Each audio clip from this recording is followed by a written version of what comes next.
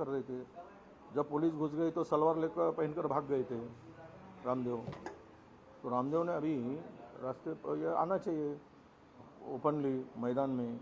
अगर बोलने में इतना दम है तो रामदेव जैन जी के साथ में आकर मैदान में लड़े ना। हम उनका स्वागत करेंगे, हम उनको भागने नहीं देंगे। जो पिछले बार सलवार लेकर भागे थे अब पकड़ के रखेंगे और बोलेंगे कि अब भागो मत रामदेव, रहो डटे रहो मैदान में। जैन जी का सब्जेक्ट जब तक पूरा नहीं होता तब तक।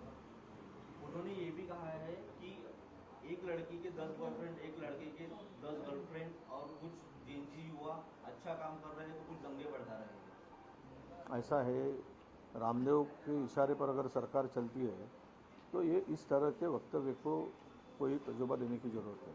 अगर रामदेव ऐसे बोलते हैं तो सब पूरे युवा वर्ग का और बच्चियों का अपमान कर रहे हैं। इस महिलाओं का अपमान है, उनके भावना उनको बदनाम करने का काम रामदेव कर रहे हैं। रामदेव के ऊपर इस वक्तव्य को लेकर गुना दाखिल होना चाहिए।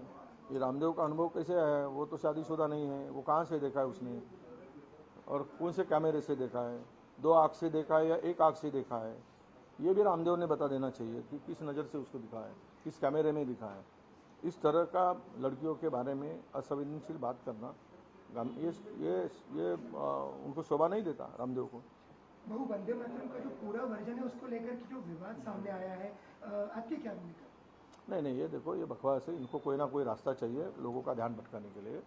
और सवाल ये है कि वंदे मातरम के वक्त हम सोनिया जी ने जब बहुत देर से, उनकी एज कितनी है हमारे अध्यक्ष की, खड़गे साहब की, वो थोड़ा हिल रहे थे, तभी उनके लिए कुर्सी मंगाया। क्या आदमी को गिरने दें? वो एज आज उनकी है, उनका वो इतने देर से खड़े थे, तो उसको लेकर उन्होंने वहाँ पे इशारा किया था। तो इसको लेकर ये लोग क्या है, इसमें इनका ही खेलना है ना। वंदे मातरम क्या इनका संबंध है क्या? आज़ादी को ये वंदे मातरम बोलते थे क्या? अभी वंदे मातरम बोल रहे हैं। तिरंगा 3 दिन से तिरंगा रैली निकाल रहे। अरे तिरंगे का अवमान करने वाले तो यही करेंगे। आज तिरंगे का जो तजुर्बा है, उनका इम्पोर्टेंस है, वो कम करने का काम चल रहा है इनके माध्यम से, ये तिरंगा यात्रा से। हर कोई कहीं भी है अपना राष्ट्रीय ध्वज ये कर रहा है, राष्ट्रीय ध्वज का अपमान हो रहा है जगह जगह पर। ये इनके ऊपर, सबके ऊपर देशद्रोह का गुना दाखिल होना चाहिए। इस तरह का ये सब धिंगाना चल रहा है। राष्ट्रीय ध्वज उसी त्यौहार पे लहराना चाहिए परचम, पर अब रोज कोई ना कोई उठता है, मोटरसाइकिल को लगा रहा है, साइकिल को लगा रहा है, कहीं गिरा हुआ है, कहीं किसके घर पे रात दिन। ये सूर्यास्त के बाद पहले, सूर्योदय से सूर्यास्त के पहले इसको हम लोग उतारते हैं, ये सम्मान हम करते हैं।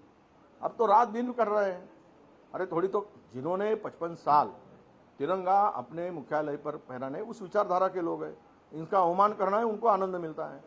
तो इसीलिए ये सब चल रहा है।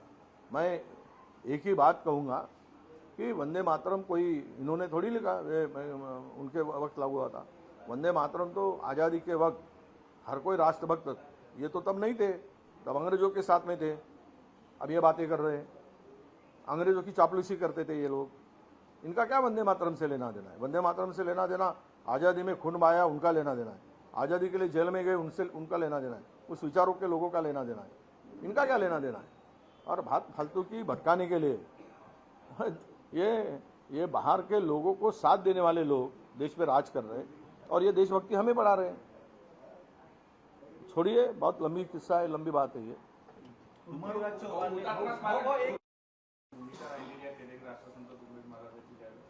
राष्ट्रसंत तुकडोजी महाराजांच्या विचारातून, त्यांच्या भजनातून 16 ऑगस्टला 42ला ही क्रांती झाली।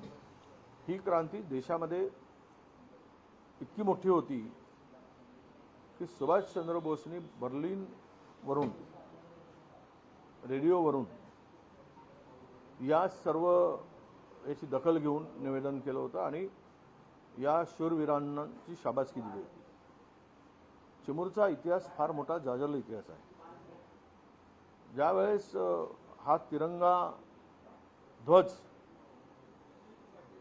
पहिल्यांदा भारतामध्ये इंग्रज राजवटीमध्ये कुठे फडकला असेल तर तो चिमूरमध्ये फडकला आणि त्या चिमूरमध्ये स्वातंत्र्याचा ध्वज चिमूरमध्ये फडकला आणि चिमूर स्वतंत्र झाला असं घोषित केलं याच दिवशी.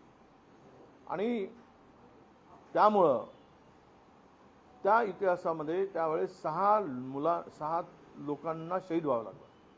एक बालाजी रायपूरकर नावाचा बालक या लढाईमध्ये या इंग्रजाविरुद्धच्या स्वातंत्र्यामध्ये उभा झाला आणि ते शहीद झाले. ती माती रक्तानी शहीदांच्या रक्ताने रंगलेली माती आहे. म्हणून त्या मातीला दर 16 ऑगस्टला आम्ही वंदन करायसाठी जातो. या स्मारकावर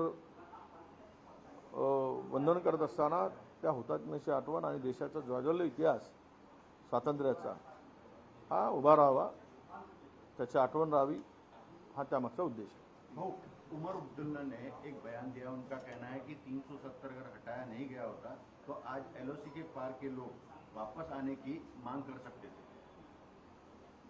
नहीं, वो मैं पढ़ा नहीं, पर एक बात तो क्लियर है कि 370 के हटने से क्या वहाँ का टेररिस्ट खत्म हुआ,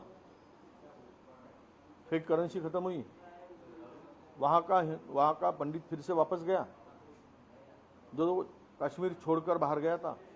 इसका जवाब देना भाजपा. पीठ थपथपाने से कुछ नहीं होता है. सच्चाई पर बात करें. कितने पंडित वापस गए, कश्मीरी पंडित जो बाहर निकल आए थे? कितने हिंदू वापस गए कश्मीर में? कितने टेररिस्ट कम हुए? रोज कहीं ना कहीं होता ही है, टेररिस्ट आ ही रहे हैं, घुस रहे हैं. क्या किया? जो फेक करेंसी को लेकर बड़ी बात की गई थी वो भी अभी आ रही है, वो दिख रहा है. तो कश्मीर कोई अभी पीस नहीं बना है. कश्मीर में कोई शांति नहीं है. ये उनकी क्या उपलब्धि है 370 के बाद?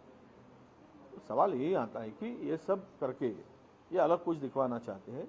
अब उसमें उमर ने क्या कहा, उसके उधर के लोग कितने आते क्या आते, तो ये सीमा दिखेगी. सीमा रक्षक है यहाँ की, किसको या थोड़ी आने देंगे किसी को हिंदुस्तान में, चाहे कलम हो या ना हो.